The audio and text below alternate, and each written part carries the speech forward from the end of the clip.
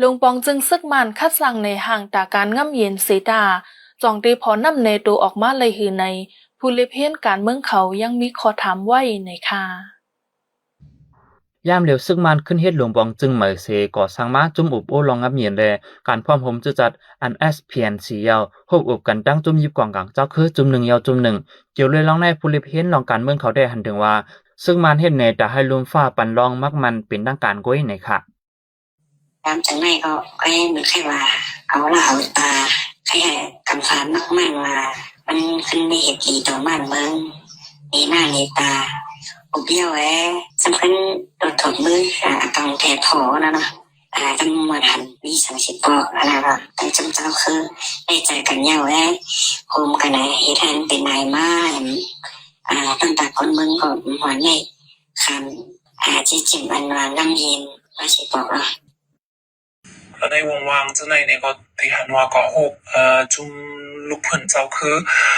จุ่ม1ยาวจุ่ม1ได้ก็ที่หันคือเย็นนั่นน่ะเนาะเป็นไล่เรียนการเมืองนั่นน่ะเนาะเจ้าในเปิงลงมาในก็ต่างๆเขาที่ไล่และจะมีสีแต่ยาเว้นหมู่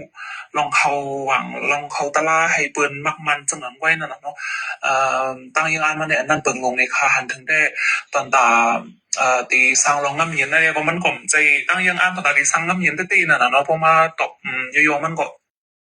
หรือนั่นหลายปีป่นมาในก็ซึกมันจะเฮ็ดปังอุบโอลองงำเย็นมาหลายปอกยาวสิตาปังตึกก็ตึกสืบปีนอยู่คือเคยเยอะๆย่านนั้นปังอุบกุมปอกในจ่องได้สร้างไลลองงำเย็นได้อยู่คืออันว่านั้นอำไปจังยุ่มไล่นะคะ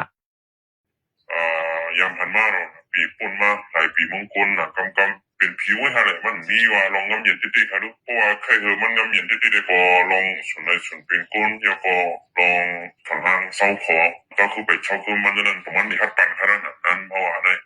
มันฮัดปันได้บ่มันบ่ได้จับเป็นมาได้ลองงำเย็นอันเสียพันขนาดพอมาทำอาหารภายในเขายุ่มได้ขนาดว่าสิมันของจอนน่ะยำก้นได้คือมันว่าก่อนลองที่จัดจังได้ไปเปลี่ยนอะไรใช้อยู่นั่นน่ะได้ค่ะจังครับกัดสเกขนมบังกันข้างในจีเร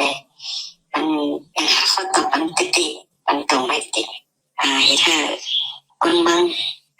กูบอกว่ากูฝ่ายตกยักตกฟันเนาะเขาบอกอธิบายมีสิทธิ์นะเดียวกันมันเย็นติมันแค่มันกัดเย็นติเนาะ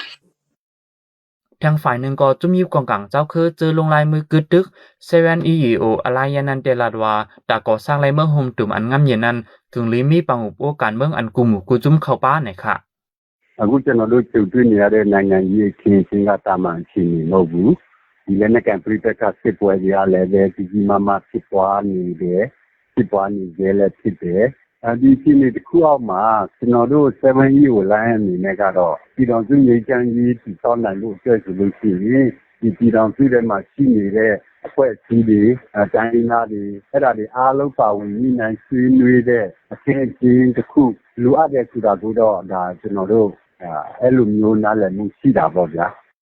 วายซึ่งมันขึ้นมาเฮ็ดเป็นลุงบองจึงหมายในขึ้นตำวางโครงกันปักวันแทงในนั้นตาอุกุมลองงำเย็นในเสห้องทบกันตั้งจมยิบกองกลางเจ้าคือทับกันมาดิๆย่ำเร็วก็เอาโหคอ NCA Plus ในเสเข้าโอจอมจุ้มอันอำไลลงลายมือ NCA ในเมืองได้หลายจุ้มเหมือนหนังจุ้มซึก ASPP SSA UWSA NDAA จะในเสมีลองทบกันกำจุ้มแทงกวยกาลองในเตียมมีลองทางหางลองแหลกลายตาข้าวตั้งมือนาจึงเมืองกาหือในผู้ล่วงแหลนลองการเบิ่งใจวันใส่ก็ดกลัดทัดสั่งไว้เหมือนกันค่ะ